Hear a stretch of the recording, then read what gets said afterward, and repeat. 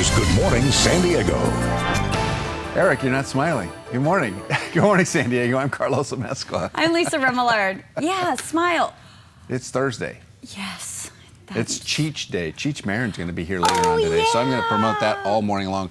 He's going to be here to talk about art, which of course he loves. He has a huge art collection. See, I never thought that about him. I never. Oh, no, I mean, really you always think of Cheech Marin. You always think of him as Cheech and Chong. Absolutely, a funny He's guy, a great an actor. He's a terrific actor. You know, and he's a real patron of the arts. That's awesome. He gives and gives and gives to artists all over the planet, and mostly Chicano artists, but he's really amazing. Yeah. I love that. So I cannot wait for him to come in later this morning, so stick around for that. Let's talk to Francella. Good morning. Morning, Francella. Good morning, guys. I watched the whole debate. You did not? I did. Really? Good for you. Yes. Believe Wow. me, it was a Believe me. disaster. Believe me. Yeah, believe me. Oh, that's the other thing. Is it big? Is he saying Bigly, B-I-G-L-Y, or Big League? It's all over Twitter. It's Bigly versus Big League. It's a mystery, right? What is it? What's the word? And the whole time I was laughing because, not the whole time, because there was times where I just wanted to pull my hair off.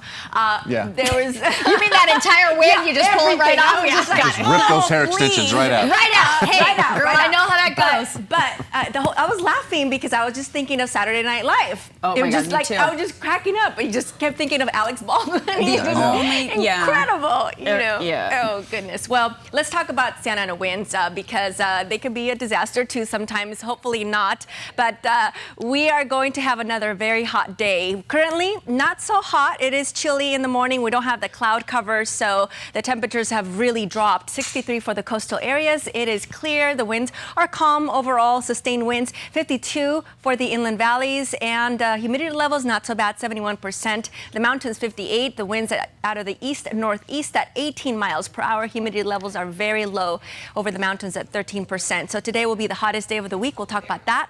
And we're going to continue with those Santa Ana winds. We'll have the all the complete forecasts and the weekend forecast as well. There goes the thermometer again. Yeah, it was hot yesterday. It was. All right, Francella, Okay. thank you.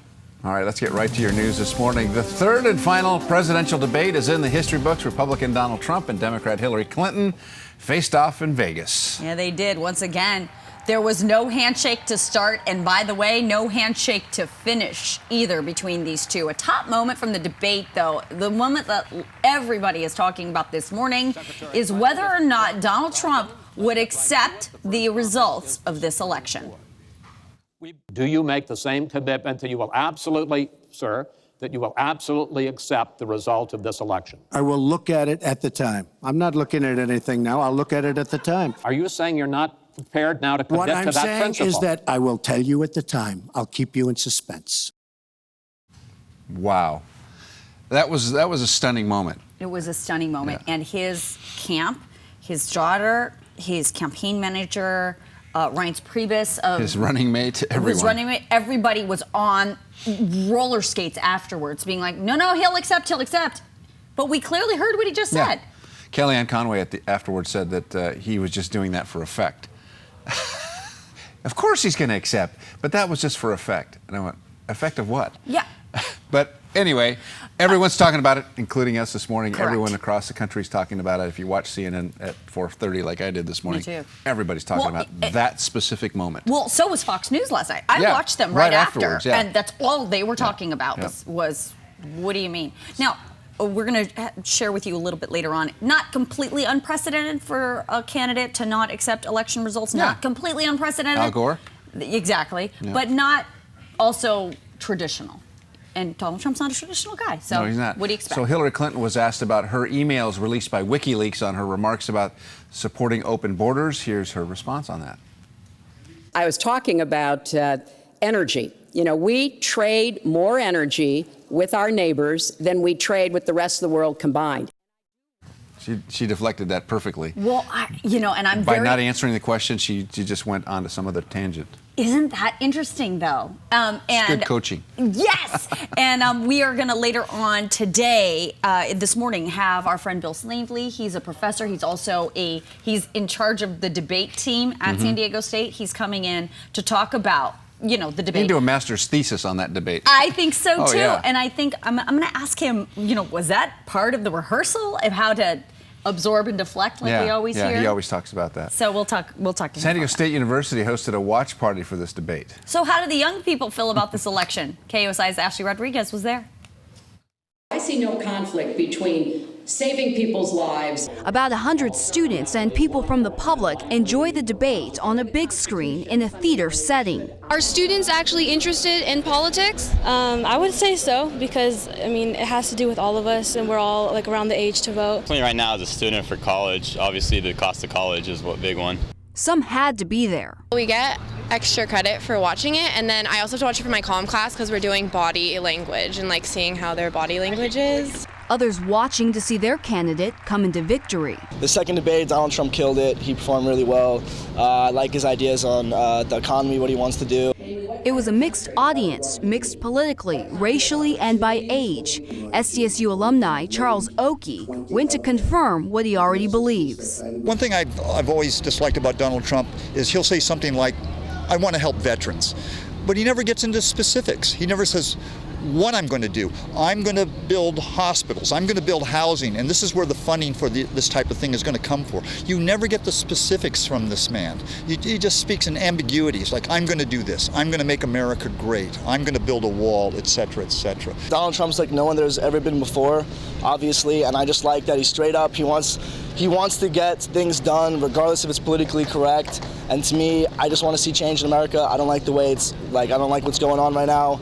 And Donald Trump's the guy to do it for me. But unlike these two, a handful of students remain undecided, watching this third and final debate, looking for answers. You're still undecided? Yeah, I'm just like watching, just trying to like hear everything, both sides and everything like that. Why have you not yet made up your mind? Because I feel like either way, it's going to be a rough decision, rough time for America in these next 4 years. Basically, a lot of people are calling this election the lesser of two evils. I think he can win. I really do think he can. I wouldn't be surprised if he lost, to be honest, but I do think he can win. I really hope so, because if he doesn't win, then it's going to be another 4 years of Obama, and we don't want that. Ashley Rodriguez, KUSI News. Interesting to hear from the young people, isn't it? Who says they're not engaged? They're totally engaged. Yeah. So a very unscientific poll here of the presidential debate. 7-Eleven is doing one today. Right. So today you can get an extra large cup of coffee for just $1. All you have to do is download the 7-Eleven app and choose between Republican, Democrat, or Independent cup. Then you scan your app at checkout and you get it for free. Now, how about that? So it's good an marketing. Unscientific poll, more Excellent like marketing. Yes, exactly. All right, the Green Party's candidate for president will be in San Diego today. Dr. Jill Stein will hold a rally at the World Beat Center in Balboa Park. If you'd like to attend, it's from 7 to 9 p.m. tonight. Okay, so be careful when voting on those 14 local measures, because you know there's a lot on the ballot, and apparently there's a design flaw in the ballot. If you use a felt tip pen, the ink would bleed through to the other side. Yikes. Like a Sharpie or something. Yeah, making it look like you voted for one thing or another. That's a problem. When voters record a yes vote on Measure E, it would bleed through the opposite side of the paper and record a no vote for Measure K. I use the right pen, a ballpoint pen, so it doesn't come through, but you can see that the marking is there. We're going to take this additional step to look at every single ballot. It's really important that we get to vote, and if we accidentally vote wrong, that's not very fair. Yeah, that's is frightening. That's a big problem. Big problem. Not only do you need to make sure that you double check your ballot before you mail it in or turn it in, you also need to make sure that you don't use a Sharpie when filling this out. Use a regular ballpoint pen. Of course, these cards are scanned by computer, so does Michael Vu say now they're going to have to scan these by hand? Oh my Each gosh. one to make sure that the proper vote is tabulated? Wow. I think that's a big question, and I think agree. that's what he's going to have to face and figure out how to do that. That means more money to spend on going through these ballots. More time as well. All right, tonight, KUSI is dedicating an entire hour to examine some of those San Diego County and city measures. Join us at 9 o'clock for San Diego's Measures, what you need to know, right here. All right, let's move on with some other news now. Police need your help in identifying a man suspected of trying to kidnap a woman in Santee. Here is a sketch of the man. The incident happened early this month near Mast Park on Carlton Hills Boulevard. The 18-year-old woman told police that two men in a silver car followed her into a parking lot, making cat calls at her. She says the man in the passenger seat jumped out, grabbed her arm, and tried to pull her into the car. She was able to get free and run to her own car. The man is described as a African-American in his 20s, wearing sunglasses and a black hat. Again, there is the sketch. If you have any information, call Crime Stoppers. Family members and local leaders affected by Saturday's deadly crash in Chicano Park are asking state lawmakers to act immediately in making the bridge safer. This comes, of course, after the man accused of driving drunk is pleading not guilty. Here's John Soderman with the story. Alleged drunk driving suspect Richard Cipollio cries out in pain, suffering from a broken back and broken ribs after his truck jumps a railing on the Coronado Bridge, flies 60 feet into the air, and then nosedives into a crowd of hundreds at a biker rally in Chicano Park, killing instantly 2 couples and injuring 8 others. Because of his injury, Cipollio is arraigned inside UCSD Medical Center. After the arraignment, the prosecution says Cipollio decided to drive after consuming several drinks at a restaurant with a female friend. His blood alcohol level reportedly right at the illegal limit, 0.08. An hour later, he gets behind the wheel of his car after she had basically warned him that she didn't think he should be driving because he'd been drinking. After merging onto the westbound on-ramp to the Coronado Bridge, the prosecution says Cipollio lost control of his truck, causing it to carom like crazy, like a runaway pinball at 80+ miles per hour. The defendant then actually lost control of his vehicle, and the approximate speed at that point in time was 81 miles per hour. And he lost control of the vehicle, hit the left-hand side of the barrier. After he hit the left-hand side of the barrier, the car began to spin because of the speed of the vehicle. It then vaulted over the side of the bridge, landing in Chicano Park, where 4 people were killed instantly, another 4 badly injured, and another 3 taken to the hospital. Meantime, here at the hospital after the arraignment, Cipollio's attorney, former district attorney Paul Fink, said the following: "Don't blame my client for this tragedy. Blame the Coronado Bridge." We are confident that my client was not under the influence at the time of this tragedy, and this tragedy in large part is a result of a conceitedly dangerous situation that has been in existence at that bridge since it's been built. And this tragedy certainly could have been avoided if responsible people had put responsible retainers on there to prevent from traffic accidents that occur at a merge point. John Soderman, KUSI News. And family members, local leaders affected by that crash will speak at Chicano Park, asking state lawmakers to act immediately in making this bridge safer. That'll happen today. Leaders in National City have passed an urgent ordinance that would ban all commercial marijuana sales within the city limits. The City Council made this decision in anticipation of Prop 64 being passed in just a couple of weeks. Now, if Prop 64 passes, it does allow for recreational use of marijuana in the state of California by anyone over the age of 21. It also is worth noting that Prop 64 also allows for city governments to restrict where these types of things can happen. A local prescription drug abuse report card will be released today. It will highlight prescription drug and heroin problems in our city. In San Diego, the Prescription Drug Abuse Task Force is compiling this data. It will focus on the amount of drug-related deaths, arrests, and abuse among students. Ed Lederman will bring us live coverage later on this morning from the County Administration Center, where this report is being released. San Diego has a new official to tackle our homeless problem. Stacey Spector is now our city's senior advisor for housing solutions. Mayor Kevin Faulconer created this position to try and bolster the communication between homeless agencies here in our city. Spector will work to meet the city's goal of housing 1,000 homeless veterans by March and finding a long-term solution to homelessness. In fact, she was on our KUSI Evening News just earlier this week talking about it. If you thought of changing your grass lawn to synthetic turf, now may be the time. The San Diego County Water Authority says they have $500,000 in grants and expects an additional $600,000 to help fund the turf rebate program. Now, if you're interested, you must be water users of the San Diego County Water Authority or California American Water Company. Lawns that you want replaced must have an inspection before the turf is put in. The graduation rate at San Diego State University has reached an all-time high. According to folks from the university, the graduation rate is at 74.1%. That is higher than last year. Last year it was only 68.5%. So congratulations to all of you students who are graduating from college. Law enforcement officers will be serving as celebrity waiters for a Tip a Cop fundraiser at Red Robin tonight. All right, so the officers are working for tips to benefit Special Olympics. You know, our law enforcement agencies all support the Special Olympics. So 3 Red Robins locations in San Diego County will be hosting them: UTC, National City, and Escondido. The events will start at 4:30 and run until 9 o'clock tonight. So go out there and tip an officer. Are you ready to drop cover and hold on? It's time for the Great California Shakeout once again. It's a way to teach earthquake preparedness in our region. The American Red Cross is once again hosting the Great California Shakeout. The shakeout will occur at 10:20 this morning at Red Cross headquarters and at many schools across San Diego County. Elizabeth Alvarez will be at the Red Cross headquarters later this morning to get all the info we need to prepare for this drill. Yeah.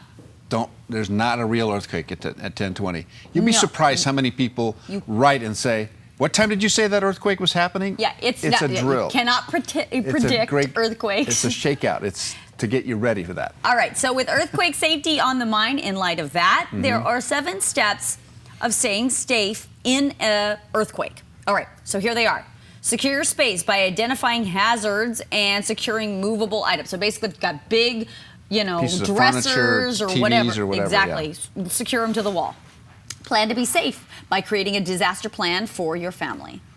Organize disaster supplies. Do you know where they are? Are they close by? Minimize financial hardship by organizing important documents. Make sure you have everything where you want it to be. Everybody's birth certificates. Yeah, right.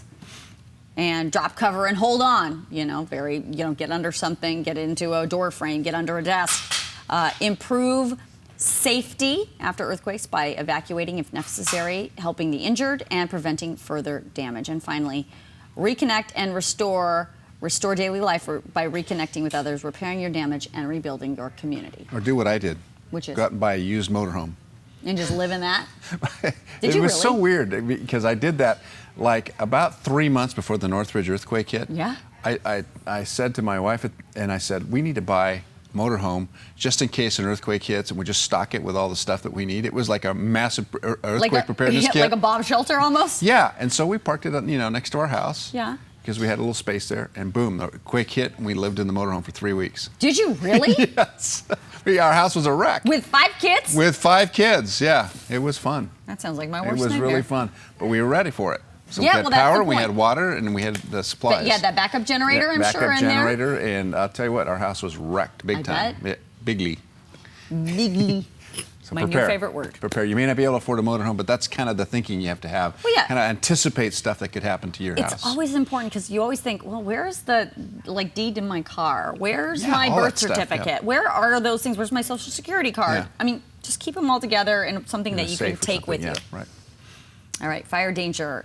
Francel has been warning us about this. Because of the high temperatures we're seeing, the Santa Ana winds, and all the dry brush, San Diego firefighters are preparing as a result. There were some fires up north in Los Angeles, but San Diego Fire is staffing 5 additional fire engines and 2 helicopters through Sunday. Additional brush rigs for combating wildfires will also be staffed throughout the weekend. And I heard Chief Bortizer yesterday talking about the possibility that the conditions were right because of the wind and everything else, but we've been very fortunate so far this year. Yeah.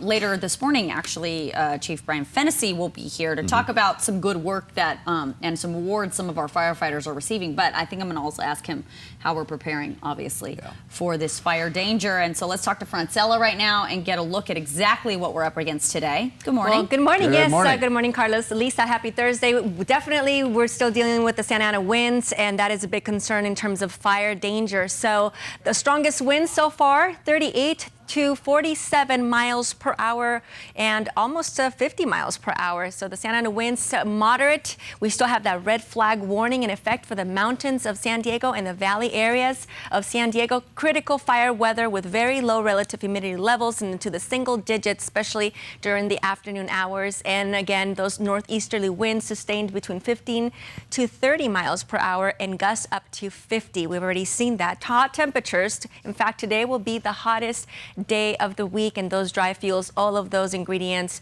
definitely brings us fire danger. So the wind gusts, they're still very strong right now, especially in Ramona, 40 miles per hour, 39 to Scanso. They're going to continue to be very strong this morning. By the afternoon hours, the winds will begin to relax just a little bit, and then they'll pick up again tonight, but not as strong as the last few nights. 63 is the current temperature at Lindbergh Field. It is a beautiful, clear morning, crystal clear. 47 Ramona, a little chilly though. We don't have those clouds to keep us warm. 71 in Descanso. Look at that. Temecula 55. What a difference. 64 Escondido, 58 Oceanside. Mount Laguna 63 and Dulzura 68 degrees. Our current humidity levels, in some areas not so bad. El Cajon, but look at Carlsbad, only 21%. And looking at Ramona, 48, Julian drier than that, and also Mount Laguna, 10%, Descanso only 8%. And again, that is the concern, the triple threat. Here's a look at our surf and sea report. Our sunrise this morning at 6:56 for all your early birds. Our sunset at 6:10. Expecting low rip currents for today, waves 1 to 3 feet. Our current sea surface temperature 65 in North County, 71 over the Big Bay, and waves a little bit smaller than yesterday, 2 to 3 feet up and down the coast. The temperatures, here it is, get ready, 97 for Escondido, approaching the triple digits, 96 Fallbrook, 91 Borrego Springs, 95 for Ramona, as well as Poway, El Cajon, 97, Campo, 87, National City, Chula Vista, 88, Dulzura, 96. Your 7-day forecast powered by AccuWeather. Today, 91, and then the temperatures begin to drop gradually on Friday, 85, Saturday, 79 degrees, and then it's going to be much cooler Sunday through early next week, even down to 70 degrees by Tuesday, below average, with a slight chance of some showers on Sunday afternoon through Monday. Inland areas, 97 today, 90 on Friday, plenty of sun, no marine layer or clouds to speak about until Sunday, and the temperatures will cool down on Monday to 77. The mountains, 69 to 73 on Friday, and the desert areas looking at 91, 92 on Saturday, and cooling down to 87 on Monday. So big changes in temperatures. We're going down and then up. It's a roller coaster. So that's what happens in the month of October. It's kind of transitional before we actually get into winter. So, all right. Thank you, Francella. All right, thanks. All right, let's check your money this morning. Jane King is standing by at the NASDAQ. Good morning, Jane. Good morning. Wall Street didn't hear much new from the presidential candidates about the economy last night. Democrat Hillary Clinton said she will grow the American economy by focusing on the middle class and building the largest job creation program since World War II.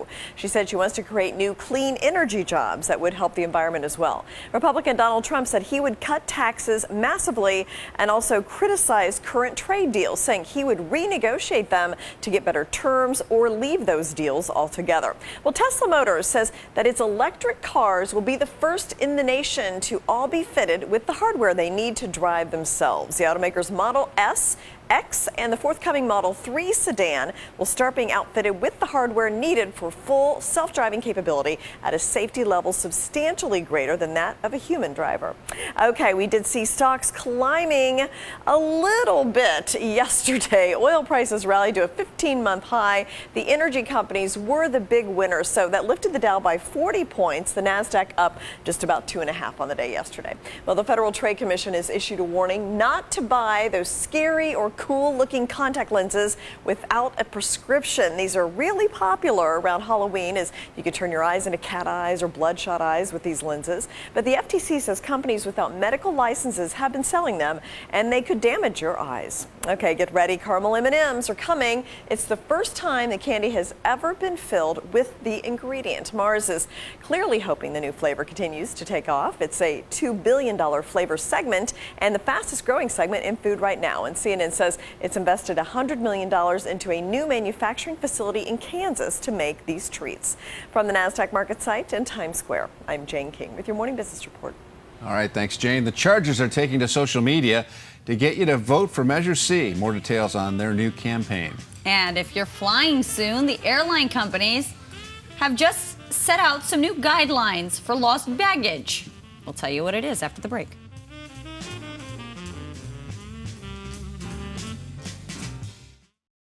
Hey, people were wondering, can he speak? Does he have 100% mental capacity? But the truth is, I never did. I might actually be a few points higher now. That's Tracy Morgan. And by the way, he's performing at Humphreys tonight.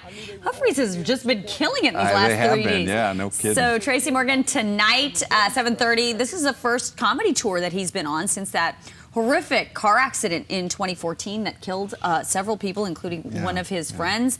Tickets are still available for tonight's performance. So glad to see Tracy Morgan back on the road. He looks good there, doesn't he? He does. All right, to convince voters to pass Measure C, the Chargers are taking a page out of President Obama's successful campaigns in 2008 and 2012. It's a non-traditional campaign focusing on social media. Have you seen it on yours lately? Here's Steve Bosch with more.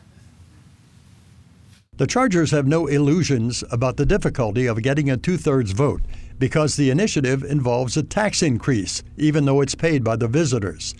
The campaign's first order of business was to understand the electorate.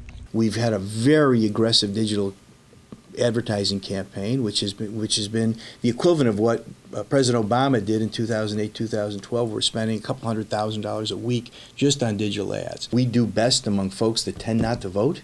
But they're registered and they've turned out in droves in 2008. Fred Mass is running this campaign. One of his challenges is the longest ballot we've ever seen. That means educating voters to stay with the ballot until they get down to Measure C. Read all the way to the middle of the second page of the ballot and vote yes. That's a complicated challenge, but we think we're up to the task. Up to the task because the campaign, he says, spent a small fortune on research, micro-targeting the city's 624,000 registered voters. We then identified about 620,000 of them and coded them, either a very strong Charger supporter, stadium supporter, or a very anti-Charger or initiative supporter. This allows the campaign to send separate individual ads on social media platforms to a home that may include someone who leans toward a yes vote while the other leans no. We've been very fortunate. We've had about an 85% match against the social media platforms, Facebook and others. So we've got a pretty good repository of ways to reach folks. The ads may show up as sponsored by the Chargers, and they could include a 30, a 15, or a 5-second video. Vote yes on C because it's smart for San Diegans.